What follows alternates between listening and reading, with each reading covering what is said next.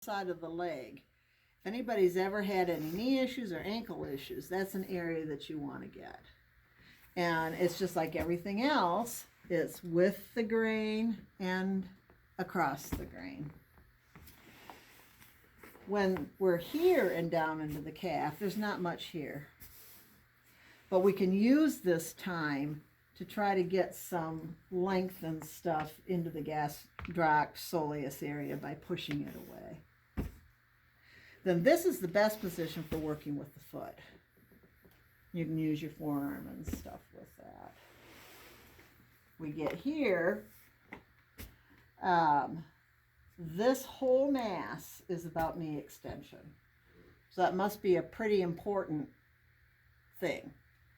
So these are your quadriceps. Then this little dude, this is your sartorius. And it's the one, cross your legs. And bring your heel up over on your knee, like that. That's what sartorius does.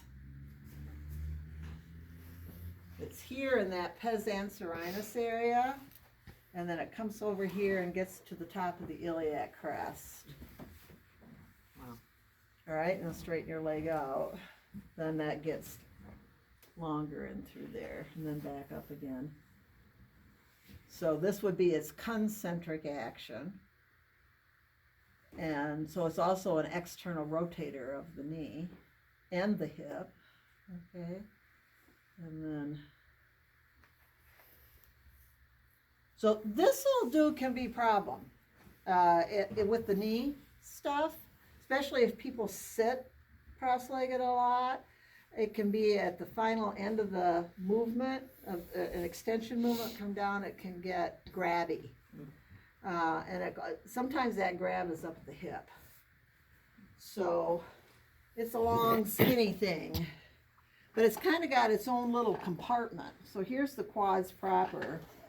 If I take tensor fascia lata off of there, you can see the attachment up here on the anterior superior iliac spine. So, and then there's intermedius under there. This is a big group of muscles.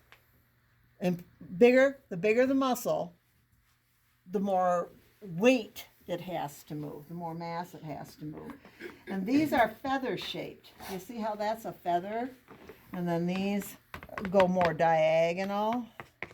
When you see that kind of a figure configuration, differently than this, which is more straight up and down, these are pulling hard, but not for very long. The excursion isn't very much.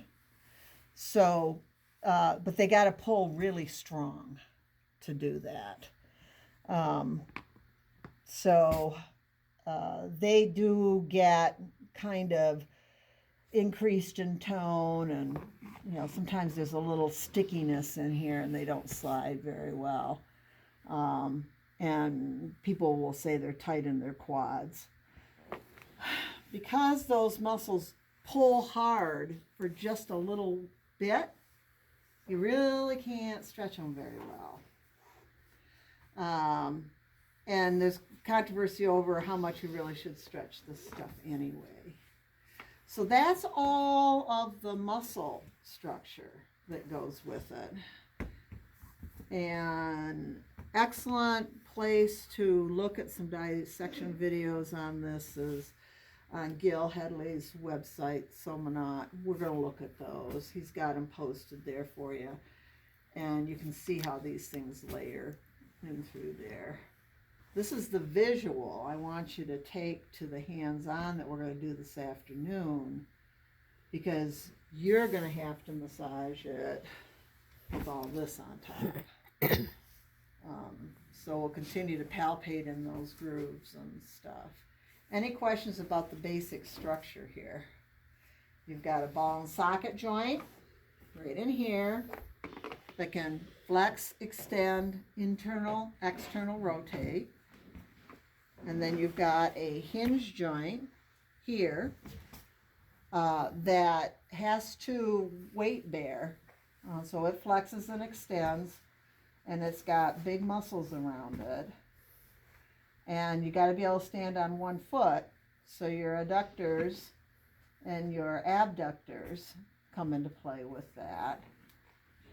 You've got to be able to bend your knee so that you can walk or run. 90 degrees is enough, 90 and a little on these hinge joints. And you need to be able to get up on your toes and back down on your heel so that you can have the right gating response. All of these are also about posture and being able to stay upright. Whereas when we look at the arm like this, it doesn't have to do that so much, except when you're a massage therapist. And then you're doing the equivalent of standing on your arms. So that's why a lot of massage therapists are starting to learn how to work with their legs and feet, because this is more built, it's bigger, more mass to it. Okay,